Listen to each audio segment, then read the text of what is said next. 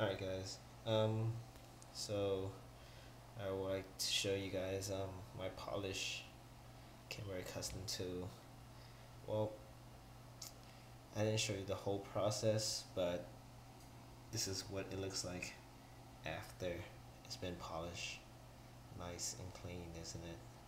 Wet sanded, 600 grit, actually 400 grit, then jump up to 600 grit, then to 1,000, and a Dremel with rubbing compound, polishing compound, then notorious. Hold on, let me try to find it right quick.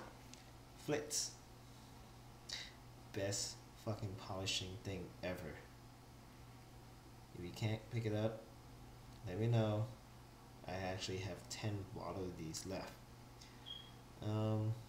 It also protect your gun coat after you polish it.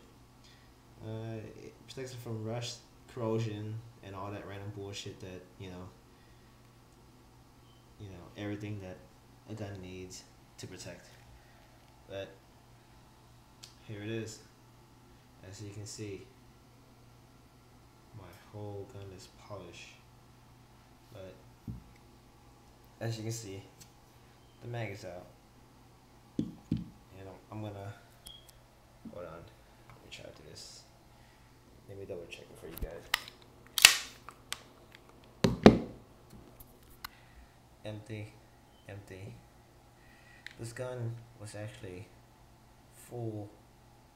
How would you say it? Full black, or all the bluing all over the gun. The slide was all black. The trigger was actually, matted silver, but I polished it really nice. It looks pretty goddamn good. Mag release, wolf polish, slide release, safety, the hammer, and also the beaver tail. Safety. All the pins are polished. Same thing with the hex keys, nuts. Barrel's been repolished because it did have a tarnish from all the shooting that I actually put through this gun. As you can see, it looks lovely. We would never actually tell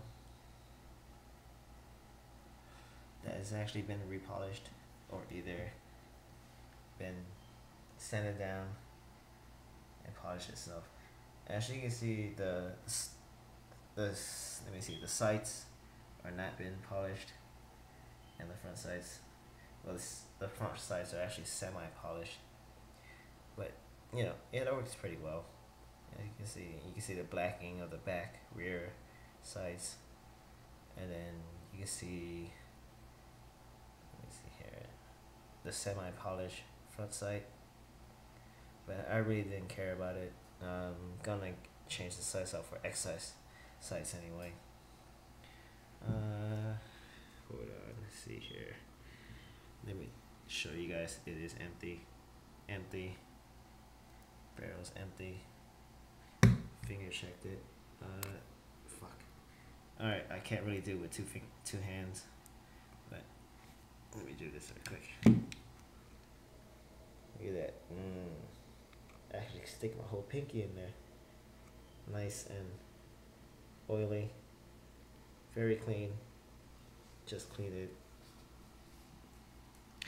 But yes, this is what it can look like if you have a full black Kimber Custom 2. This is a Custom 2, as you can see, by Kimber.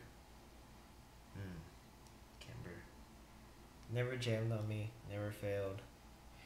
No failure to feed, no stove top ever since about, almost 4,000 rounds into it. Never failure to feed. Thought I might as well, try to upgrade the aesthetics to it. Then again, I am an aesthetic whore. But yes, flits, actually wet sanding it, actually sanding it with 400 grit, wet sanding it with 600, then also the secondary wet sand with 1,000 grit, and then using a Dremel to polish out the remaining stuff. Then flits to actually remove all the residue and make it look like that right there, nice and beautiful. I polished the hammer too. You can see the look at that lovely trigger, nice and polished, mirrored. Everything's all mirrored. And let me show you the hammer right quick. As you can see, you might see it right there. But let me put this down and I'll show you for a second. Right there. Nice and clean. Hold on. There you go. There you go. As you can see, polishing up the front sights makes a totally big difference. If you look at it, the rear sight is going to be black, with the polished front sights actually, sets it off so you can actually put it down range without hesitation. Only thing is that, it might be hard for you to adjust in the beginning, but, it's easy to get that aim. Put it down, pull the trigger, put it down, pull the trigger, put it down, pull the trigger. Also, with this, I actually changed the pull system. I actually did a trigger job by myself. If you thinking that that's pretty much crazy, and it's pretty much bullshit, actually. You can do this by yourself without any kind of problems. The only thing is that we do put trigger job, make sure that the sear with the trigger pushing down on it, the fact that it lines up without pushing it and without any kind of pressure on the trigger, it lines up. Make sure it does line up, and then you will have very little play, as you can see right here. Very little play. I'm not actually touching it. See? Very little play. There's no up and down movements, side to side, as you see most trigger jobs. And I already safety check it, and I'm going to try to fire it to show you what's the pull ratio for this. Alright, it's already been safety checked, full mag right here, so it's pretty much good. Alright, so this is a safe location, as you can see.